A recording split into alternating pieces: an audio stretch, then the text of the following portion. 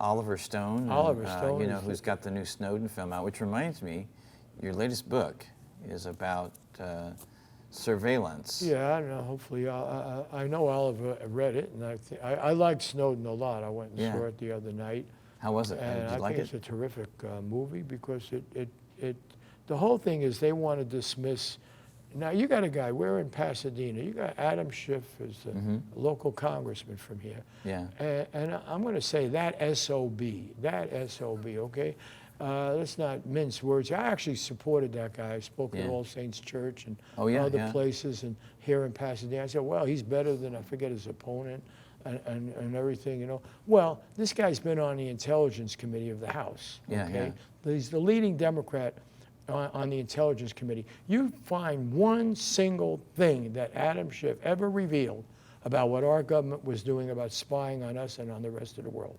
Find one bit of information that he ever shared with his constituents about government overreach, violation of the Fourth Amendment, even stuff that, you know, Supreme Court Justice Roberts has criticized the government doing, you know, the conservative justice. Exactly. You know, this guy supported the Patriot Act. Well, you got all these Republicans teamed up with a lot of Democrats to sunset the Patriot Act as a violation of our freedom. So you got this guy posing as some kind of liberal here in Pasadena, your town, where we're recording right now. And he condemns Edward Snowden, says he's got to come back and face the music. He's, you know, he uses this word about he weakened us, he betrayed our troops, he did all this. Really? Who did it? The people who lied us into wars that cannot be justified, who hid behind national security. You know, and you're going to tell me that Edward Snowden weakened this country by telling us what the founders said we had to know about what our government is up to, what are they doing, when they lie to us, when they tell us the truth. You know, so here you got a guy who's got all the clearances, the top Democrat on the House Intelligence Committee, and they issue a unanimous report trying to destroy Snowden.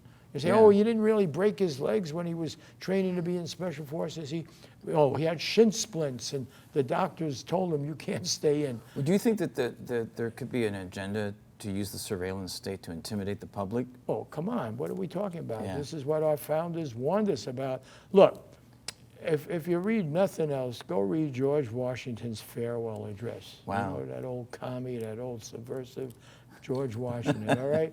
And you read his farewell address, which he prepared very carefully because he thought he was going to be a one-term president. And he was writing that thing, working on it.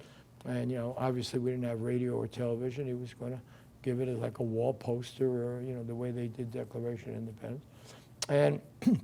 And he passed it around to other folks, you know, other founders. And then he put it in the desk because he stayed for a second term. And then that's the farewell address. And that farewell address is a warning against the military-industrial complex that is exactly consistent with General Eisenhower, another great general, in his farewell address. Why we don't know that, why that's not studied, I have to, every time I bring it up, I have to go and research. Did I make this up? You know, is there a George Washington farewell? Yes. And in that farewell address, he says, pursue international, he's not an isolationist, international relations, trade, commerce, pursue it by gentle means. Do not expect favors, do not give favors, gentle means. And he warns about the impostures of pretended patriotism. If there are any three words that we need to understand the essential hope of the American experiment, beware the impostures of pretended patriotism. Sorry, 4 words. You know, and that's what we've been suffering from, pretended patriotism. They use patriotism to lie us into a war in Iraq. They use patriotism to do drone attacks on children. They use patriotism to demonize Putin or anybody in the country who won't go snap to our fingers, you know.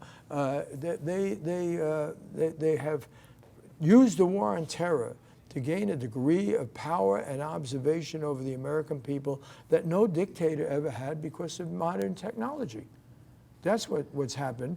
And they, you know, and in alliance with our domestic companies, international, multinational companies that gather this data, and a public that gives all this data off because, hey, let me Yelp the restaurant and let me find this. You can have every bit of personal data.